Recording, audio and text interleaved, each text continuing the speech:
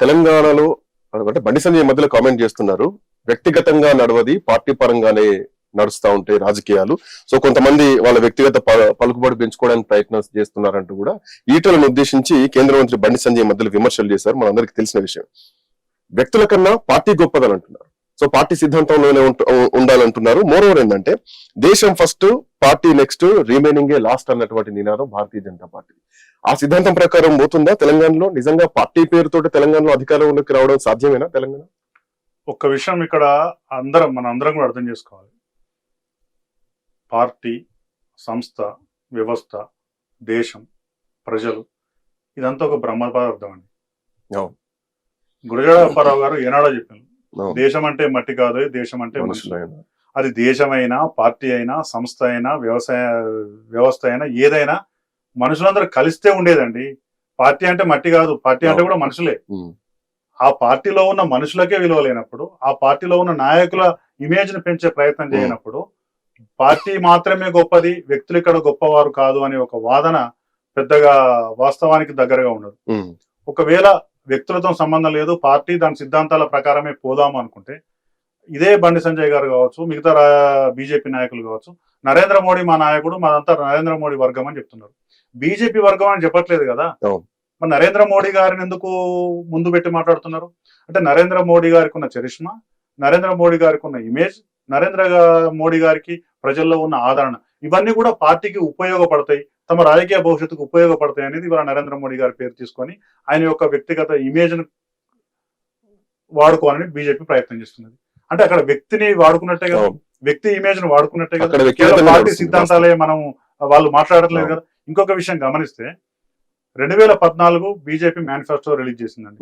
ఆ మేనిఫెస్టో చూడండి, అందులో వాజ్పేయి, అద్వానీ, మురళీ మనోహర్ జోషి, సుష్మా స్వరాజ్ ఇట్లా చాలా మంది ఫోటోలతో పాటు నరేంద్ర మోడీ గారి ఫోటో ఉంటుంది. అంటే దాదాపు 10-11 మంది ఫోటోలు ఉంటాయి ఆ మేనిఫెస్టో కవర్ పేజ్ మీద. 2019 పార్లమెంట్ ఎన్నికలకు వచ్చే వరకు ఆ కవర్ పేజీలో ఉన్న మిగతా పేర్లను వెళ్ళిపోయి ఒక్క నరేంద్ర మోడీ గారే మిగిలింది. ఆ తర్వాత జరిగిన మేనిఫెస్టోలు కానీ, కార్యక్రమాలు కానీ ఓన్లీ నరేంద్ర మోడీ గారి పేరు మీదనే జరుగుతుంది. అంటే దీన్ని మనం తప్పు పడట్లేదు. నరేంద్ర మోడీ గారికి అంత చరిష్మా ఉంది, ప్రజల్లో ఆదరణ ఉంది, ఆయన పేరు చెప్తే ఓట్లు పడతాయి. అంటే వ్యక్తులు ప్రధానం కాదు, పార్టీ ప్రధానమైనప్పుడు నరేంద్ర మోడీ గారు దేశవ్యాప్తంగా ఒక పలుకుబడి, ఒక ప్రభావం కలిగిన వ్యక్తి అని మీరు ఒప్పుకుంటున్నారు కదా. అట్లా నరేంద్ర మోడీ గారు అంత కాకపోయినా చాలా మంది నాయకులు తమ జిల్లాలలో, తమ నియోజకవర్గాల్లో, తమ రాష్ట్రంలో ప్రజలను ప్రభావితం చేసే నాయకులు ఉంటారు. వారి ఇమేజ్ నంతా కాపాడుకొని వాళ్ళకు ప్రజల్లో ఉన్న ఆదరణను నీ బీజేపీకి అనుకూలంగా మార్చుకున్నప్పుడు మాత్రమే అధికారం సాధ్యమవుతుంది. అంటే అటు పార్టీ, ఇటు వ్యక్తులు, ఈ రెండు కలిస్తే అధికారం వస్తుంది తప్ప వ్యక్తులు ఎవరో అవసరం లేదు, మీ వ్యక్తిగత ఇమేజ్ తోని పార్టీకి పని లేదు అనడం మాత్రం తప్పు. ఇంకొక మాట చెప్తా శ్రీకాంత్ గారు, లాస్ట్ పార్లమెంట్ ఎన్నికల్లో బీజేపీ ఇక్కడ 8 స్థానాల్లో విజయం సాధించింది. అందులో ఈటల రాజేందర్ గారు, బండి సంజయ్ గారు తప్ప మిగతా 6 బయట పార్టీల నుంచి వచ్చి పోటీ చేసిన వాళ్ళు వ్యక్తిగత ఇమేజ్ తో బీజేపీ ఓట్ బ్యాంక్, బీజేపీకి ఉన్న నరేంద్ర మోడీ గారికి ఉన్న పేరు, ఈ రెండు జత కలిస్తేనే ఎంపీ స్థానాలు గెలుచుకోగలిగింది తప్ప ఒక్క పార్టీ పేరు చెప్తానో, ఒక్క నరేంద్ర మోడీ పేరు చెప్తానో, లేకుంటే కేవలం ఆ నాయకుల ఇమేజ్ తోనో కాలే. అంటే ఒకదానికి కూడా సిగ్గు కావాలి. ఉదాహరణ చెప్తే మహబూబ్ నగర్ లో డికే అరుణ గారు కాకుండా ఇంకొక వ్యక్తి వస్తే అక్కడ బీజేపీ గెలిచేదా? కష్టం. అట్లనే నిజామాబాద్ లో కవిత లాంటి ఒక పవర్ఫుల్ కేసీఆర్ గారి కూతుర్ని ఓడించిన ధర్మపురి ఫ్యామిలీ నుంచి కాకుండా ఇంకొకరు వస్తే అక్కడ బీఆర్ఎస్ పార్టీని ఓడించడం సాధ్యమవుతుందా? రఘునందన్ రావు అనే వ్యక్తి తన వాగ్దాడితో కావచ్చు, తన రాజకీయ చాతుర్యంతో కావచ్చు, కేసీఆర్, హరీష్ రావు గారు లాంటి వాళ్ళ నియోజకవర్గాల ఉన్న మెదక్ పార్లమెంట్ స్థానాన్ని రఘునందన్ రావు గారు కాకుండా ఇంకొకరు ఎవరైతే అది గెలిచే అవకాశం ఉంటుంది.